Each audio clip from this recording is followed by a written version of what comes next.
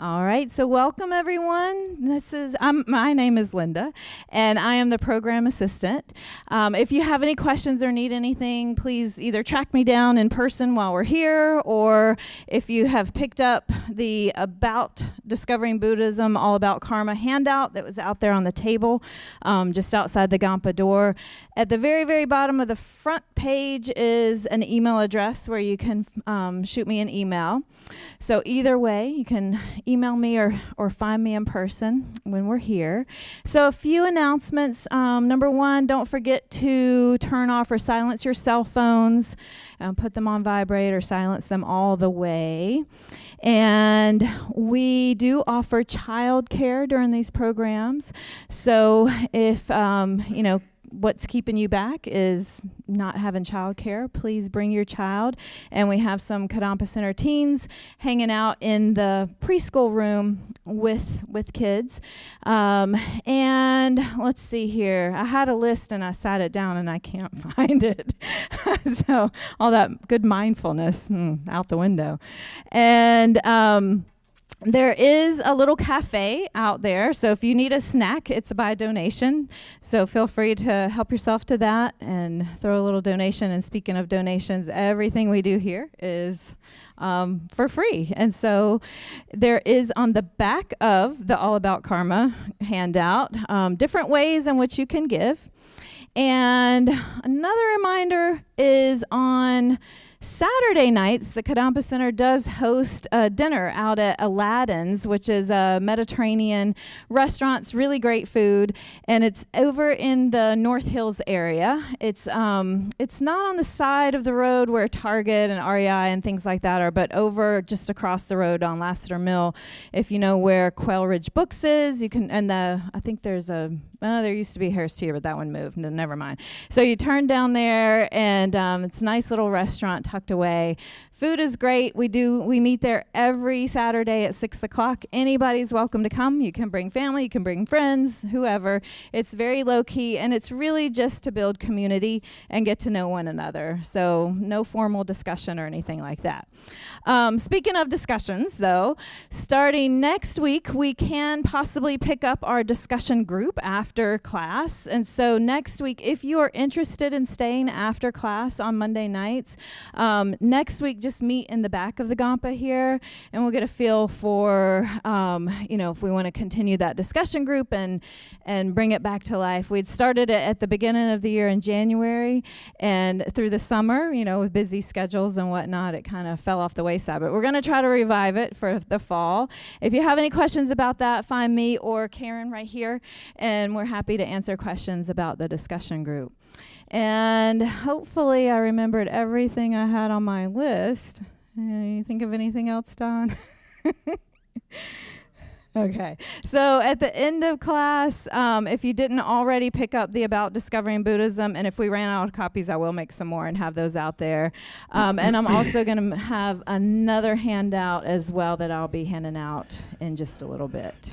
Do people know how to get online and pull up the FPMT to get on the free online course? Yes, and so I want to use that on the handout, All About Discovering Buddhism, there's a box about 3/4 of the way down, and on the left side of the box is how to find things online on the Kadampa Center website, and on the right-hand side of that box is how to find information about the FPMT website and finding information about the Discovering Buddhism courses. And there's so much information there and so many resources. So definitely familiarize yourself with the FPMT website, but it is in this little box on your handout.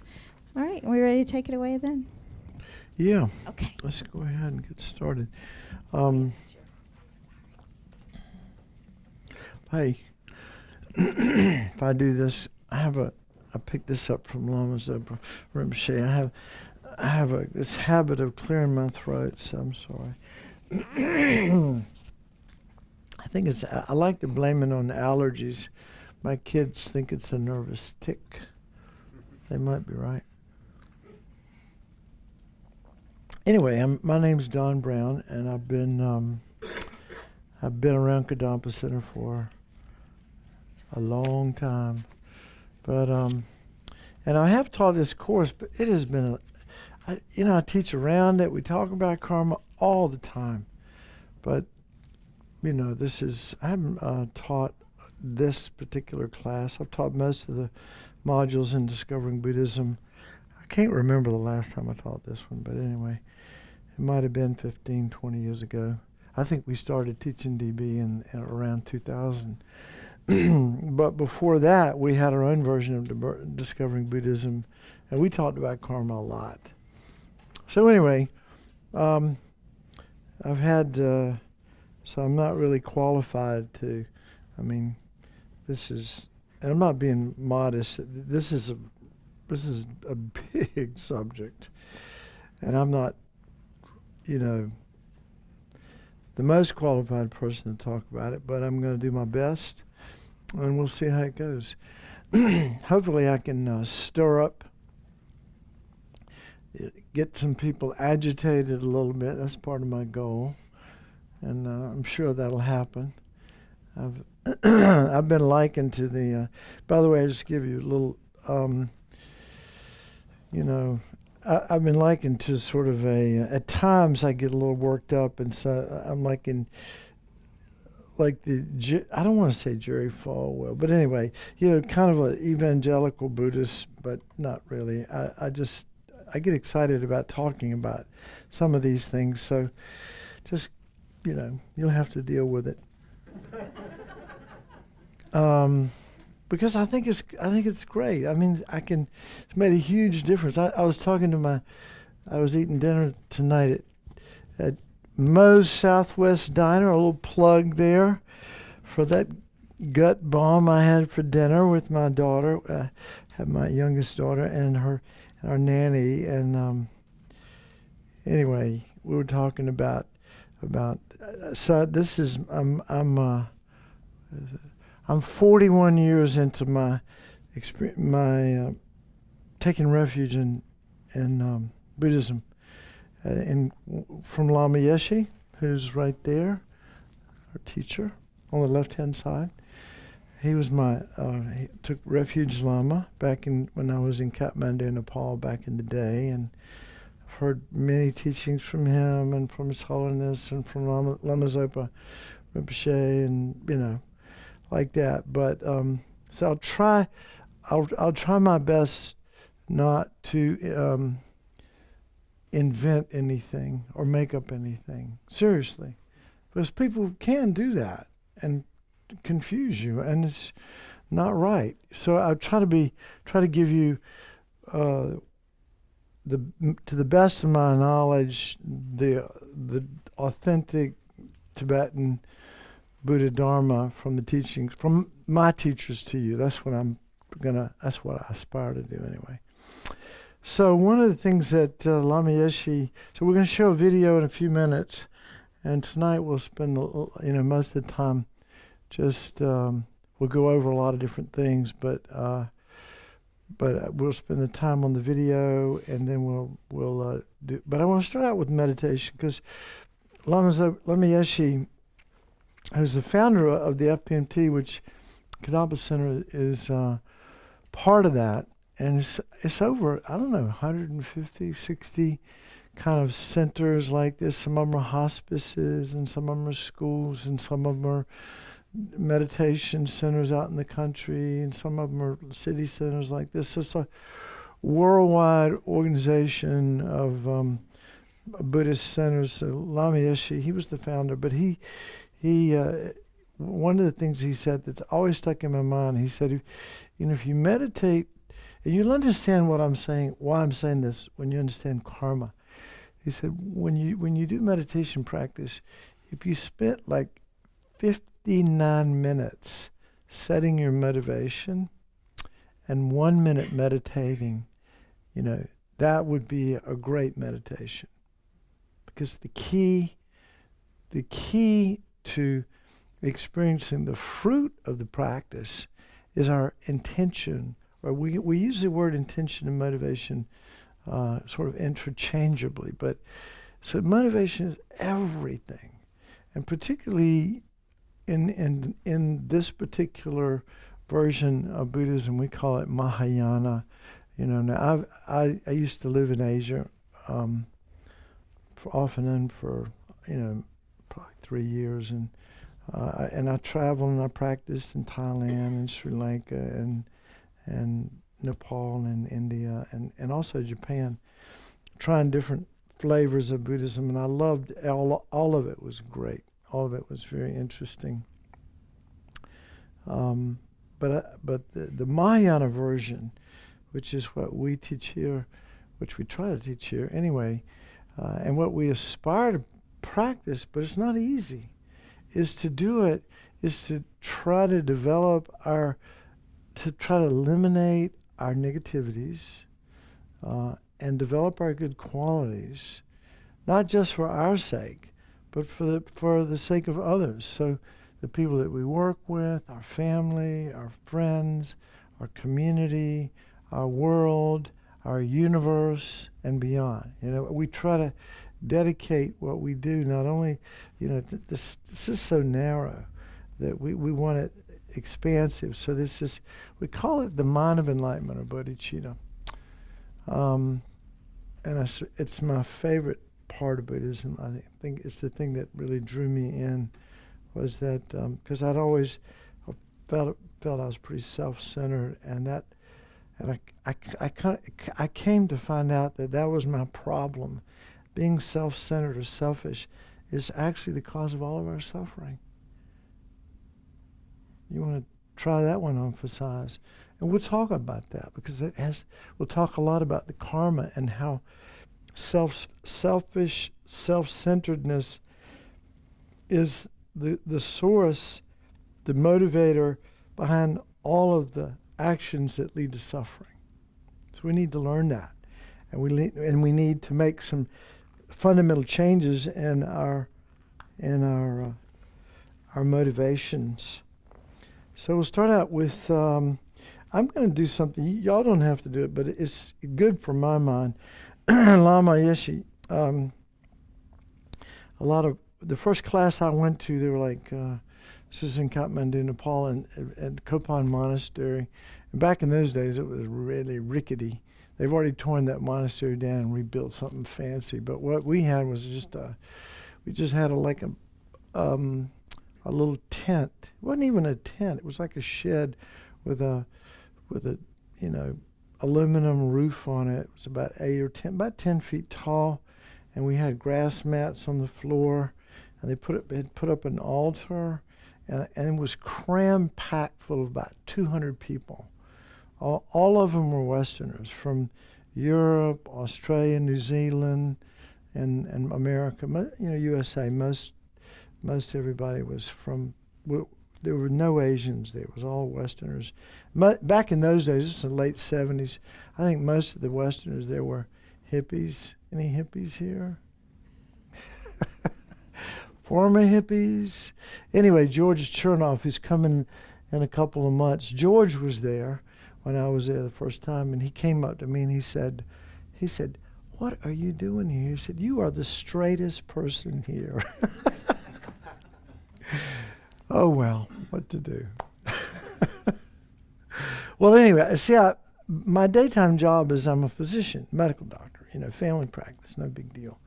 But anyway, I'd gotten my education before I started, I just kind of got to the point where I had an existential crisis. Okay, I'll just put it out there.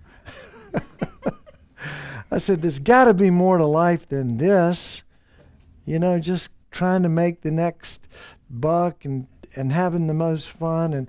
And I lived in Oregon at the time, so talk about God's country. We used to do, cross country, downhill ski, whitewater raft, hiking Mount Hood, hiking Three Sisters Wilderness area. Just, we did everything. Go to the beach, go there, go there. It was all fun. I pushed the envelope of fun as hard as I could. And it was at the end of the day, I went, is that all there is? I took a year off. And I set up jobs in Africa and India and places like that to where I could work some of the time. And then it was during that year that I took off and traveled that I got exposed to Buddha Dharma, and that made all the difference. But see, I'm already getting. I didn't take my Adderall today. So Lama Yeshe always started out doing prostrations, and I had a lot of resistance to prostrations. First of all, I had a lot of resistance to this, and I went, "What is this?" All of these icons, and and then being raised Presbyterian, thou shalt not, bow down to graven images and all that kind of stuff. And here were people bowing down to these statues and stuff. So I had issues, but I pushed through it. But Lama Yeshe said, look, sometimes it's just good to put your head on the floor. And so in a real way, so if you understand the purpose of the ritual and the iconography in Buddhism, everything that we do is for one purpose and one purpose only, to help us transform our mind, to help us eliminate our faults and develop our good qualities. That's all it is. So the prostrations are an antidote to what? If you don't want to prostrate, why don't you want to prostrate? Because pride. It's particularly as Westerners, we had a big problem. So they asked Lama Yeshe, said, can we get rid of prostrations, I know they've been doing it for 2,500 years, but can we get rid of it? Because it really we don't like it. But anyway, I learned how to do it. And it is an antidote to pride. And if you understand the other parts of it, it's a way of paying respect to something worthy of respect, which in my case, since I'm nominally a Buddhist, is paying respect to the enlightened beings, their teachings, and the spiritual community. So there are different prostrations. Actually, one of them is just to hold your hands together. So you don't have to do any of them, but you can just hold your hands together. Another one, if you go to Japan, they do this. They do a lot of bowing. Then the other prostration that I like to do, which I'm getting ready to do now, is a half prostration.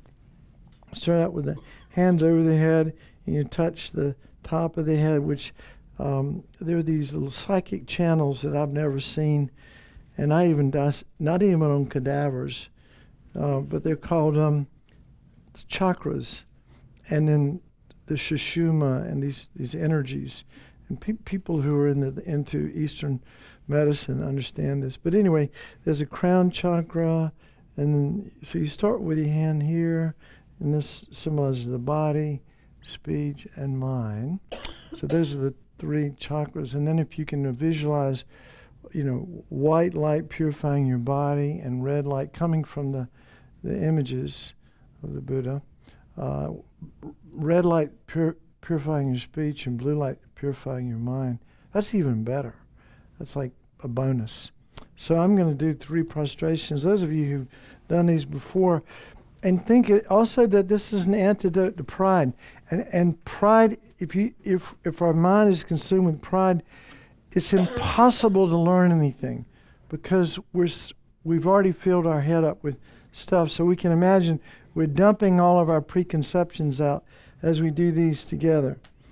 So I'm going to go like this. And then I touch the head to the ground and come back up. And hand at the top of the head, like that.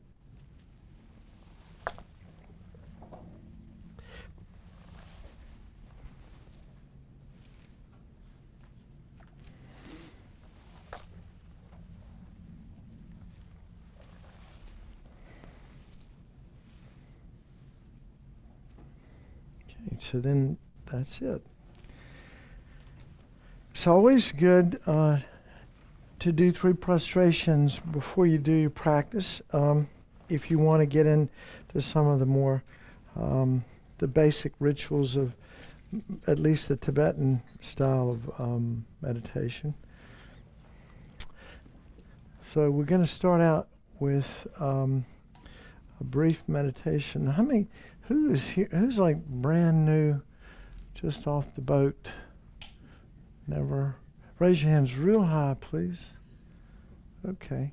So how many of those of you who've got your hands up have ever meditated or have never meditated? Okay. All right. So one person. Anybody else? Okay. So meditation just means nothing fancy about it. It just means there's technical term, but it just means familiarizing our mind with virtue. Let's think of it in a very simple. So we're building up beneficial habits of mind, such as mindfulness, such as being aware of when we're distracted, also being mindful of compassion and being mindful of kindness and being mindful of respect and humility too. So there's a lot of things to learn from meditation practice. So we're going to build up beneficial habits of mind in meditation. So the main, if you're sitting in a chair, you want to sit up straight with your spine straight, both feet on the ground. Excuse me. And so we're going to start out by taking a couple of cleansing breaths, just deep inhalations. Maybe breathe in through your nose and out through your mouth 3 times.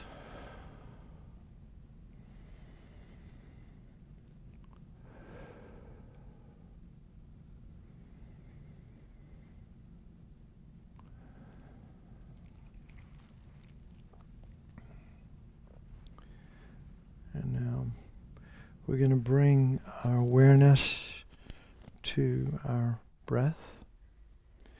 We're going to do a real simple counting practice. And later on, this will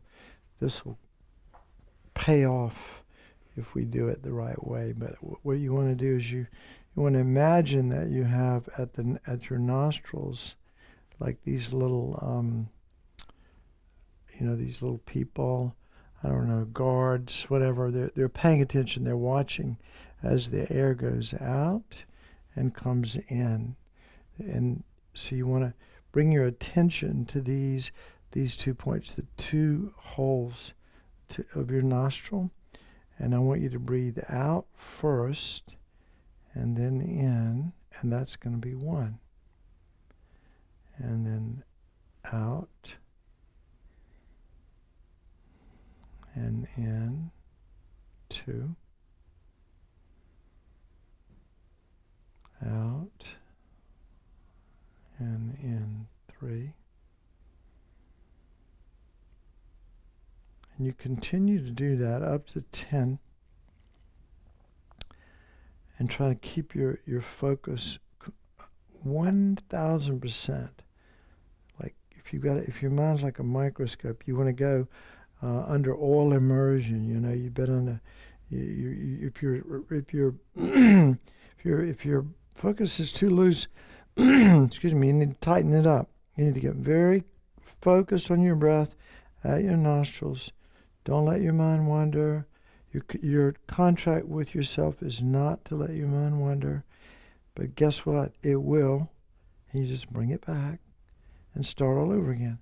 So out and in is 1. So let's do that up to 10. We'll maybe do a couple of cycles. I'm going to let you do your own counting.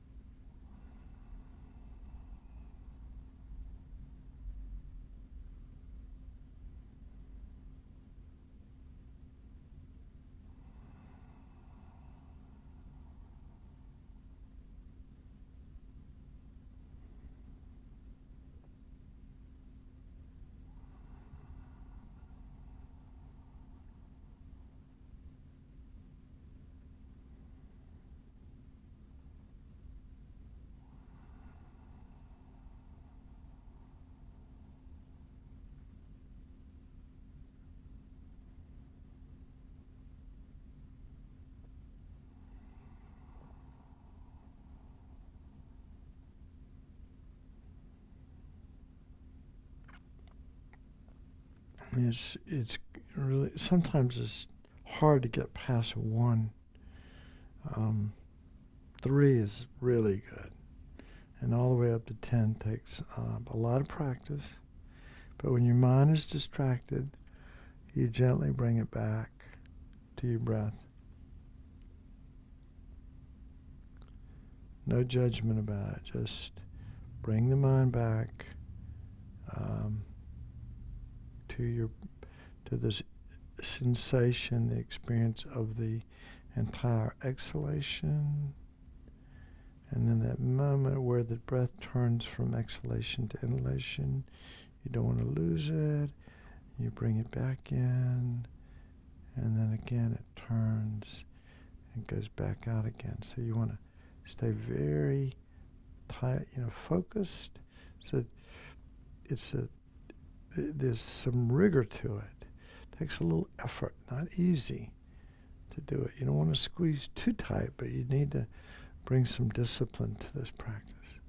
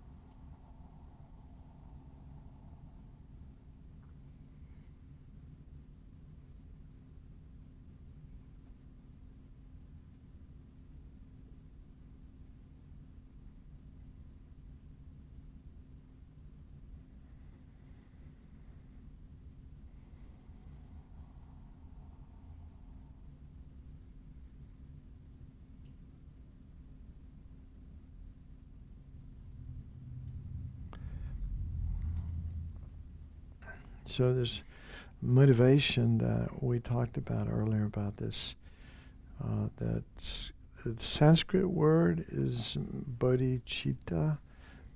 Bodhi means awakening, and citta means mind. So it's translated as awakening mind. But really what it is this altruistic intention to achieve our, we call it enlightenment, but enlightenment just means where we've eliminated not just some of our faults, but all of our faults, all of the disturbing mind states. And we all have some compassion, some wisdom, some loving kindness, some ability to do what's skillful in every in a given situation. But these qualities can be enhanced infinitely.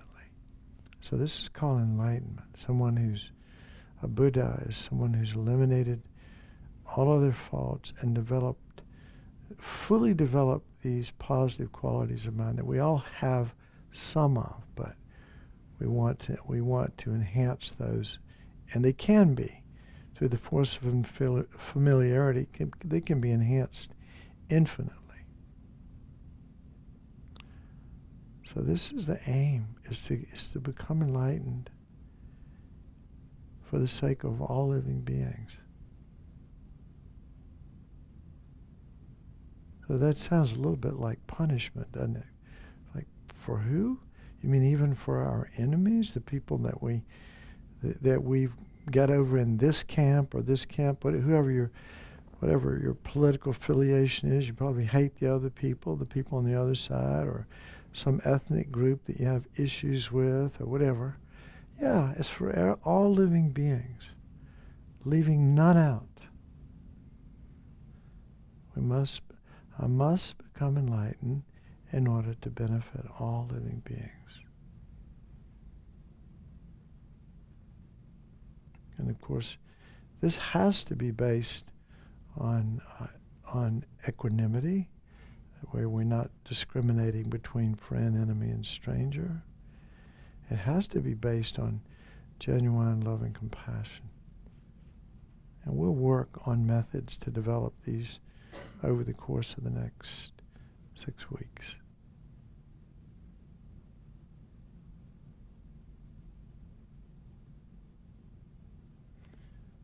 But as much as you can, open your mind to this amazing potential that we have to develop to purify our obstacles and develop our good qualities, so we can really make a difference in the world, which is what we all want to do.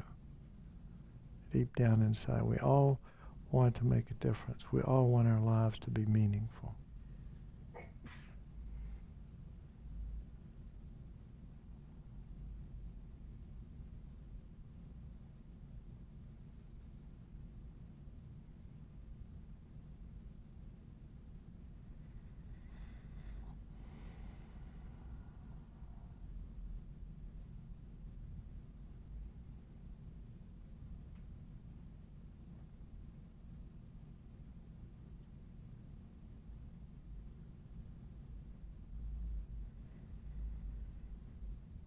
Okay, now if you can relax your focus, and let's go ahead and do the video.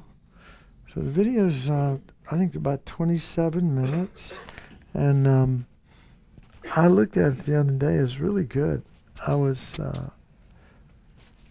of the people the faces you'll recognize are people that have been here. Venerable Rabina comes here often. She's in there, and the Dalai Lama, was still waiting for him. We haven't given up, though. We almost got him, but he didn't quite make it.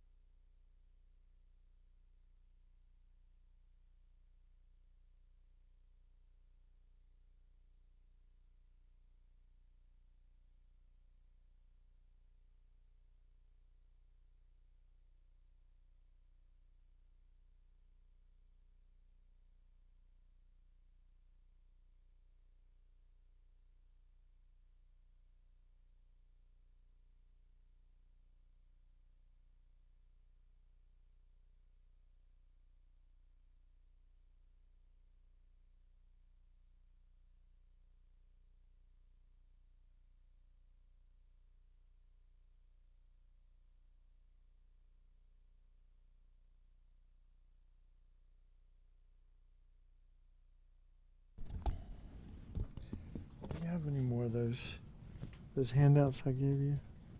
I need the one. Yeah. Hey.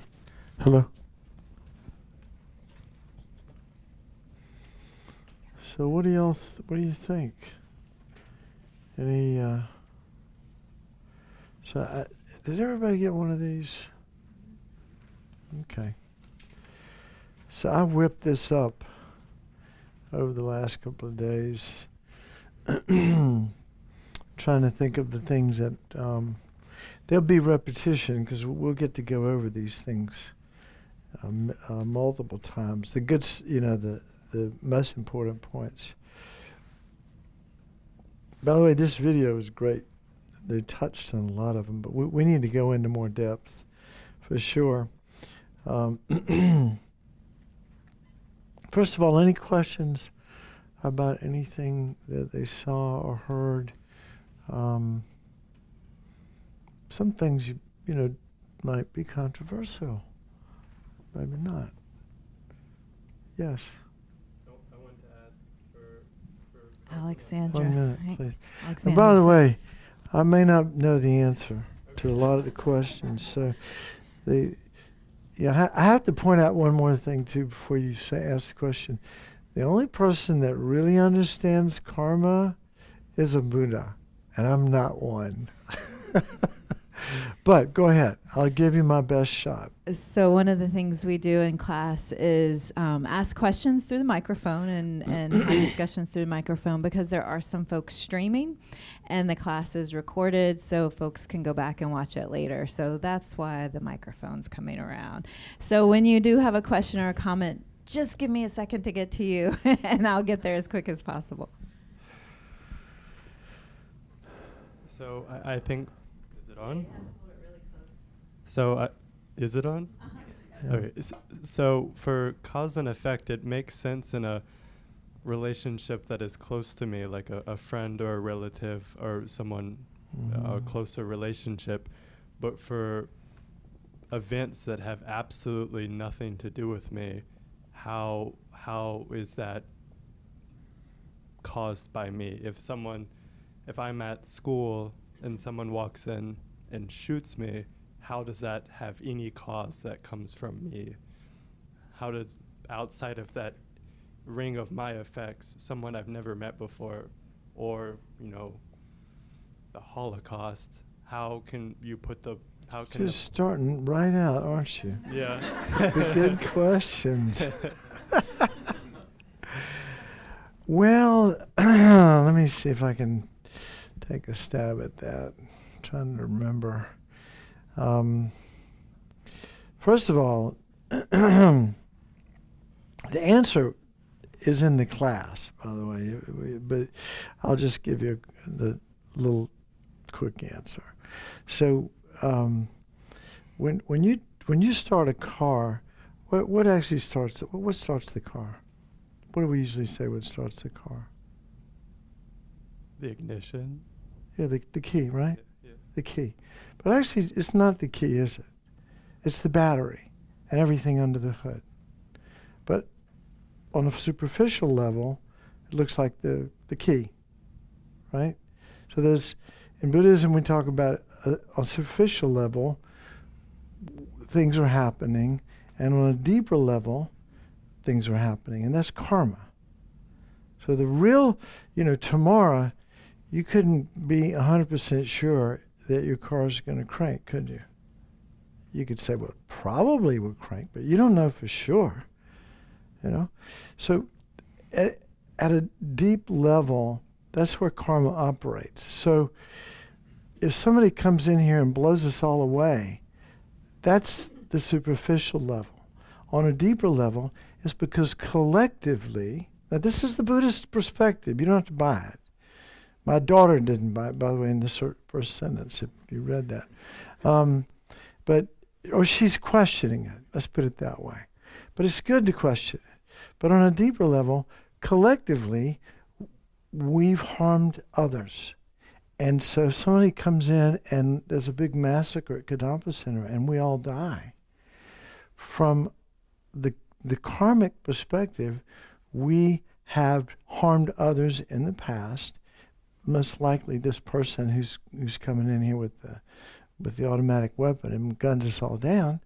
And now this is the karmic fruition of that. This is how we think about it. Everything, nothing happens. The third law of karma is you cannot experience a result without having created the cause. So the point is we're never a victim. Now, does that make you feel any better? Probably not, but it's something to think about. It's just something to consider. It's a very profound problem. I mean, look at the Holocaust. It's the same situation. 6 million people on a superficial level. It was horrific. There was no way to say that those people deserved that. There's no way to say that we as a group of people deserve to be murdered, right? But, from a karmic perspective, from that worldview perspective, the causes were created in the past for that result now. The deeper causes are karma. And the ripening of that karma shows up as 6 million people being murdered. So it's a little bit hard to swallow in the beginning. So let me read a little bit here so you can, because that's a great question to start with, because when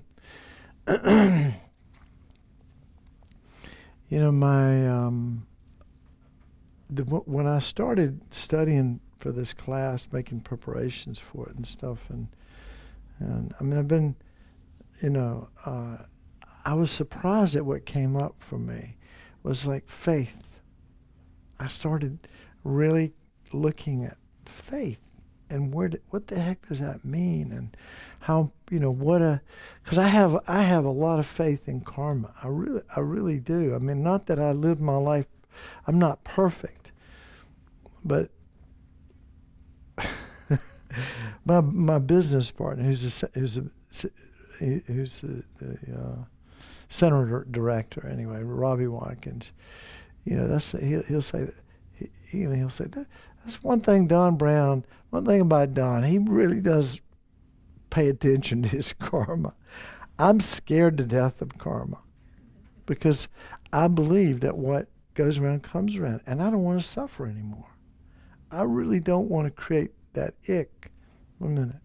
So my 11-year-old daughter asked me, well, what if karma is, because she was being mean to me, and I said, Annabelle, when you talk mean to me, it just causes, it's like a boomerang. It's just going to come back, and people are going to treat you mean. I don't want to see that happening. I don't want people to be mean to you.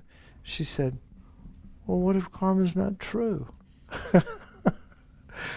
And I started thinking, well, that, I don't know how to convince her that karma is true. I'll tell you how we'll get to this, but so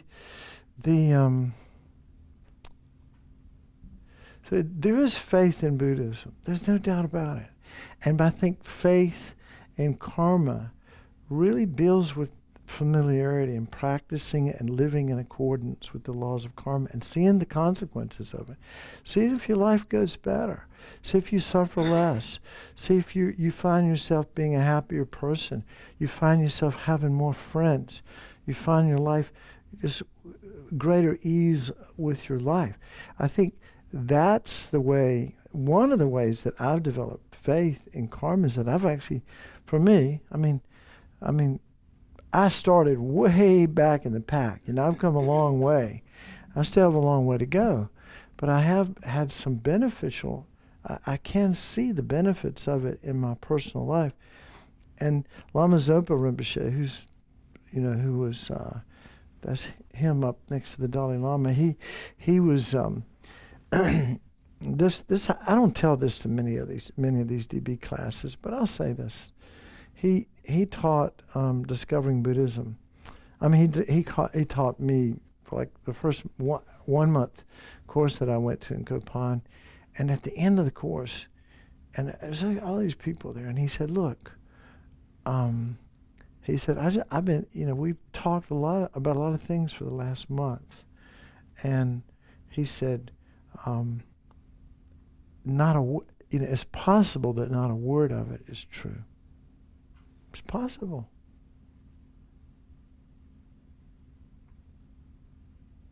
And everybody's jaw went, But he said, but if you live your life as if it were true, as if you lived your life in accord with these laws and these practices and these disciplines,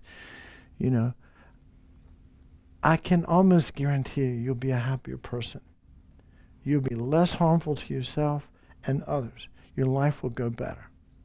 So so usually I ask people, when I teach this class, I say, okay, particularly when you're talking about rebirth and stuff like that, you can't prove it. You can't even prove karma. You can say, well, if I don't brush my teeth, I get cavities. And if I punch people, I might get punched back. And if I speed, I'll get a ticket. Or run a red light, I'll get a ticket. You can say, oh, that's cause and effect. That's easy to see. But karma is really saying our whole world is the creation of our mind. Our whole world is the creation of our mind.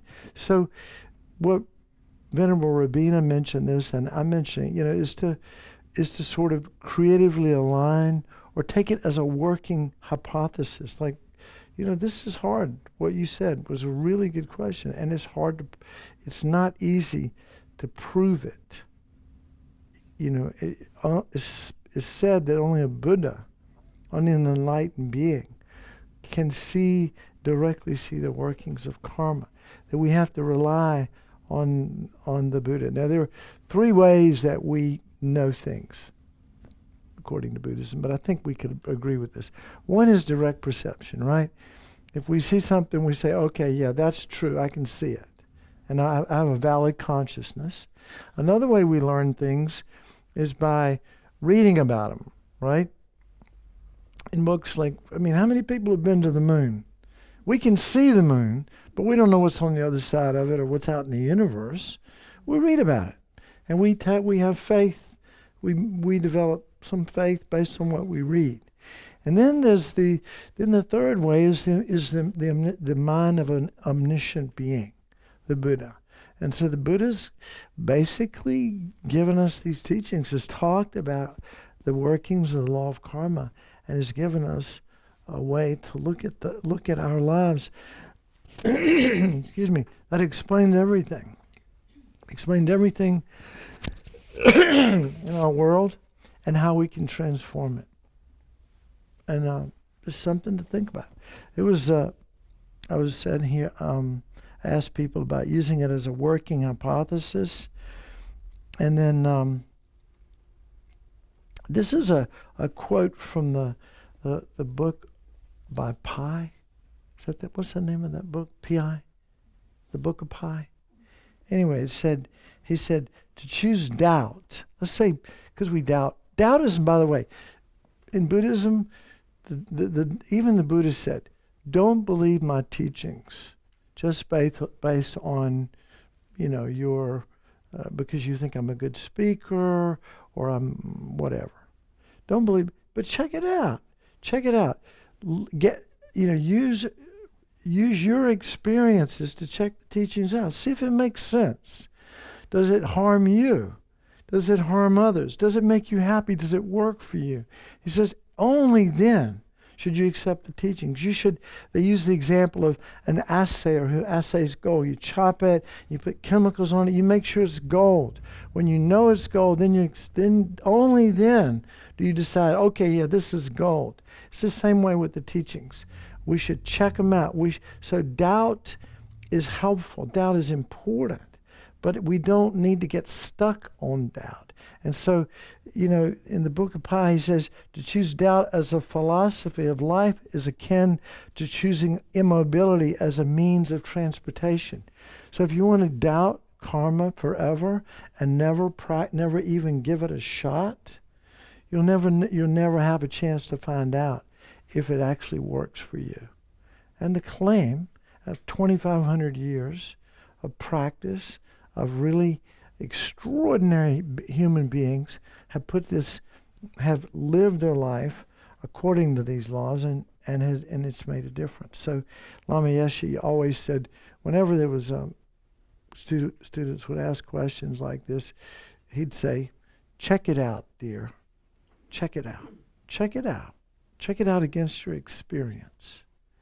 Because nothing I can say is going to convince you about karma. I'm just here to be a cheerleader, to support you, to give you some information so that you can take it in your life and check it out and see if it works for you. And then, as Venerable Neil Houston said, the most important teaching in all of Buddhism is karma. The Dalai Lama, I heard this. They asked him one time, because we always talk about emptiness, the wisdom of emptiness. The goal, the two wings of the bird of enlightenment are compassion and wisdom, right? That's what we want to develop. But they asked the Dalai Lama, like, if you had to throw wisdom out, because everybody wants to develop wisdom, he said, versus karma, he said, wisdom goes, karma stays. He said, it's that important. So understanding how karma works, the operations of karma, the mechanisms that karma work, will help us develop a stronger conviction in it and help us change our behavior to live in accord with the laws of karma. So it's really important not to just take this on faith, but to take it, be open-minded, take it, practice it, put it into practice, see what happens. See if you have more friends or less friends. See if it makes you happier or more miserable. Check it out. So, now, I'm jumping around here, but I wanted to, let me stop here. Any questions? Let's see, we might be out of time anyway. We're close. Yeah. I have a question that I don't understand. So, if everything in my world, my unique personal world, is created by my karma, everything I experience is created by my karma. Say I have, as an example, a child who's dying. I don't have that, but let's just say I did have a child who is dying.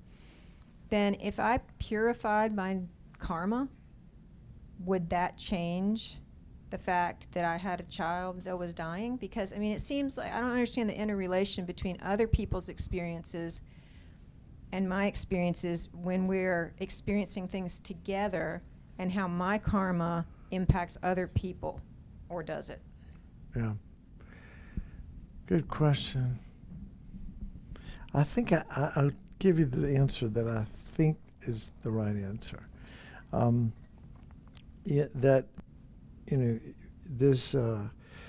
We can't experience somebody else's karma. Our karma is our karma. Each of us has our own individual karma. So if you have a child that's dying for whatever reason, that child has their own karma, and you can. Now there is. So this gets into an area where I'd have to ask Geshe-la about it. But prayer does have a place in Buddhism, and there is. It's hard to say if through prayer we can change other people's karma, but there is some sense that we can benefit other people through prayer. So, but my understanding is that my karma is my karma. I cannot experience a result without creating the cause, and my karma is never lost. Okay? Unless it's purified, it's never lost. So in the same way, that child couldn't experience that result of being having a fatal illness without having created the causes to have that fatal illness. Now, we talked about collective karma a few moments ago, and that's a little bit hard to explain, but it's all collective karma simply means that all of us have individual karma, but we happen to be in the same place. We're all having our own individual karmic experience, but because we all did the same thing, we're all getting shot up, But so we call that collective karma, but truthfully, it's individual karma being, manifesting in a group of people. But so is my experience of being a mother of a child who dies, for example, part of my karma then? Like, that's created by my karma. Yeah, that is your karma to So have a child to So die. if I purify it and then I don't have that karma anymore, I don't understand what would happen. I'm still this child's mother. I know, but once a karmic seed has, you might say a karmic flower has opened, and it's difficult. It's like, like an acorn. Once the acorn has sprouted, and you've got a 40-ton oak tree, it's hard to push it back into the acorn. You can't do it. I think that's the answer. Yeah.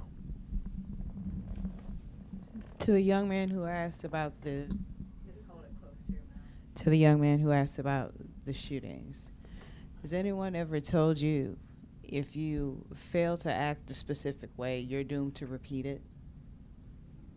To me, that's what karma is. You have to change your way of thinking in order for things in your life to change. I just pulled 2 men out of a burning truck because the driver was impaired. Now ask me, have they changed their behavior since they've been out of the hospital? Only they can do that in order to not repeat that. He almost killed himself and his brother. His brother now has 2nd and 3rd degree burns across 20% of his body. That's their karma. You want to know why? Because they were told time and time again, you have to change the way you think. You have to look at things from a different perspective, a more positive perspective, because a destructive behavior is not going to get any better. So again, with the mass shootings, how many have we had? How many so-called talks have we had? How many things have changed? And how often has it happened? So the mindset of the people in power has to change in order for those things to change. That is what karma is to me. Just wanted to let you know. Okay, thank you. So, it's, so karma is very mysterious because it what we see on the surface is not the whole story. Not the whole story. Like I said, even in a situation like you're describing, where these people are, a drunk driver does something that's destructive and almost kills himself and his brother and stuff. The karma is even deeper than that. It's very deep. The causes of that, something was created in the past to cause them to make those kinds of choices. And the good news is though that we can change our karma. We can purify our karma. We can make new choices. In essence, right now, in this very moment. So we don't have much time. In this very moment, it's like we all have similar karma, don't we? Because we're here. We're here. Otherwise, we wouldn't be here. So we all have the collective karma to be at Kadampa Center and to see yourself as a man or a woman and whatever age you are and whatever your history's been, whatever that is. But you're having your experience of being at Kadampa Center, whether it might be, you might be bored, you might think this is interesting. All of that is created by our minds. Our minds are constantly creating new karma. We experience things. The experience of the moment is the ripening of karma, and in that in the moment of the ripening of the karma, we're creating new karma. like in a finger snap. 64 karmic moments in a finger snap. New karmas created. Seeds planted on our mind stream that will ripen in the future as suffering or happiness, depending on what? Depending on our motivation. So just to let you, gosh, I wish I had more time, but I'll give you a taste of this because it's very cool. I did it with my daughter last night. I asked her, this might not work out, by the way. But I said, what is this? Because we'd had a little altercation. A little interaction that wasn't that good, and I was actually apologizing to her, and she was apologizing to me. Anyway. I said, what is this? And she's 11, and she said, that's a pen. I said, when did you know this was a pen?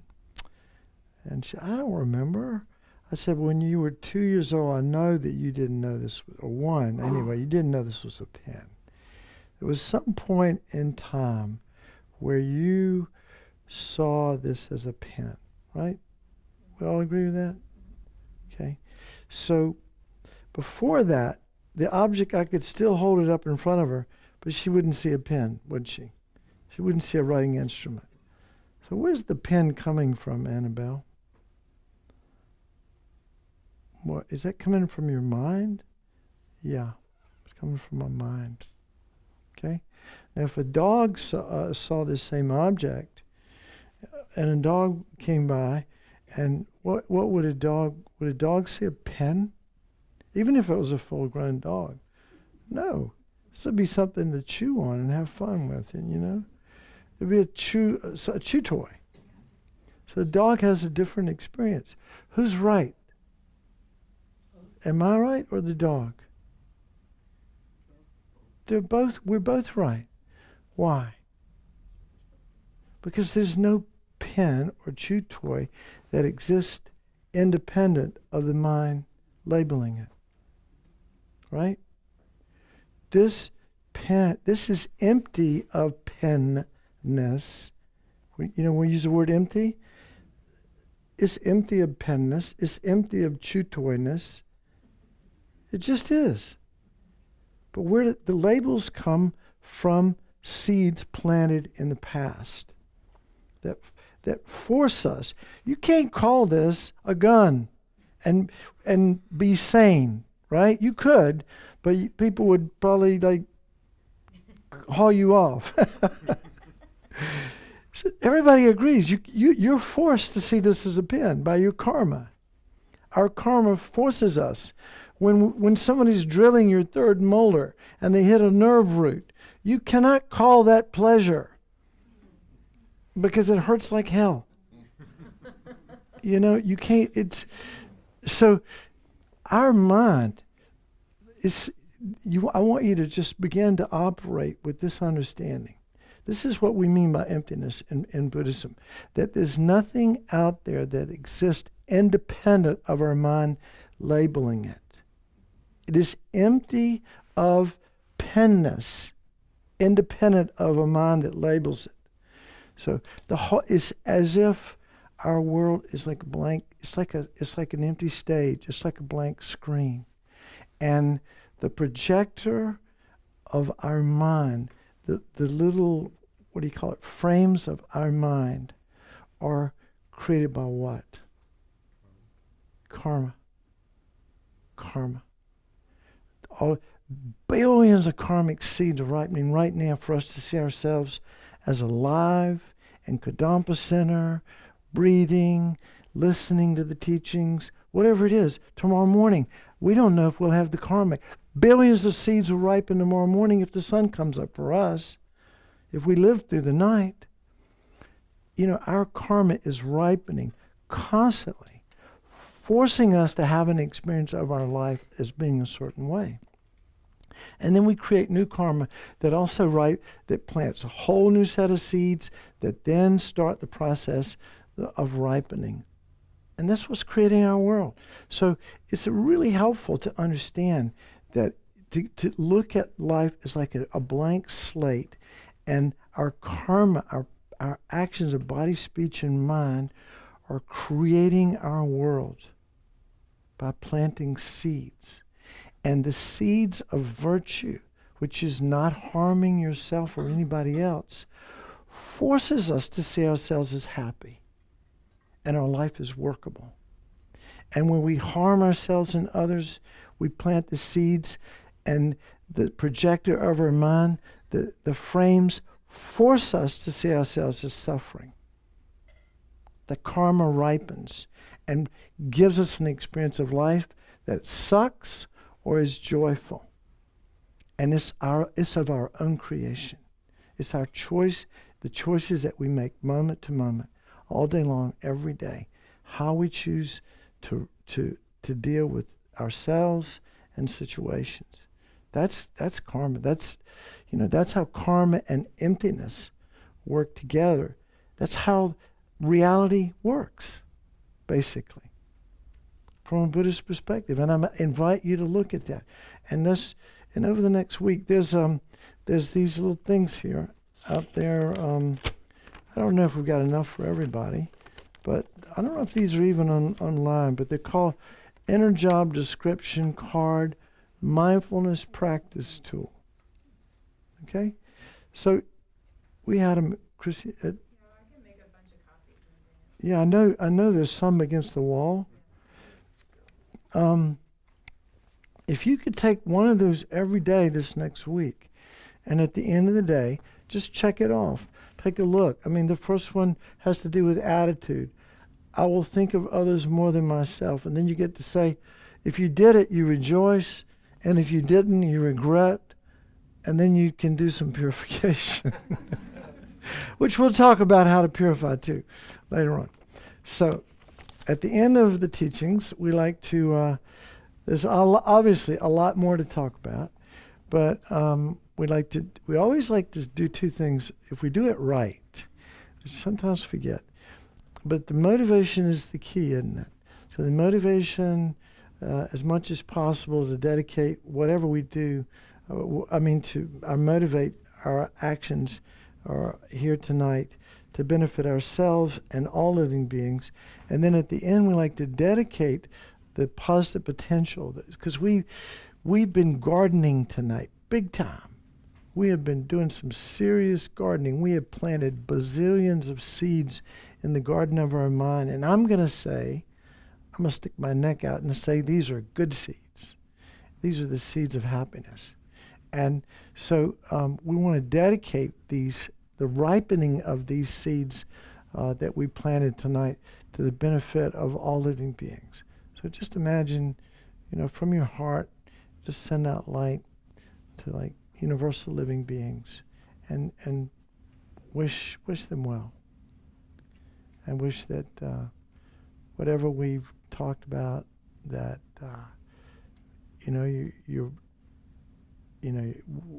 whatever's been helpful, please put it into practice, or at least think about it. And if it's not been helpful, then just set it aside or forget about it. It's really okay. It's really okay. So thank you for your attention, and we'll see you next week. Don, do you have, besides the mindfulness, do you have any other homework you would like us to work on? Oh, that's a good point. I want you to read through this, okay? And also, if you go online to the FPMT, the course on karma. There's a course, on all about karma, and I would like for you to, I don't know if you've got time to listen to those tapes and stuff. If you do, great, but at least do the homework. We'll go over the homework next week. I'm not going to go over the information in the tape, but we'll go over the homework. There's only 4 classes in that particular module that they do online. But you can go over the homework. And the other thing I'd like for you to do is to spend at least 10 to 15, I'd prefer 15 minutes practicing this breathing meditation that we did, where you sit down, set your motivation, and do the breathing. And I want you to specifically pay attention to that. Start out with out, in, one, out, in, two, like that.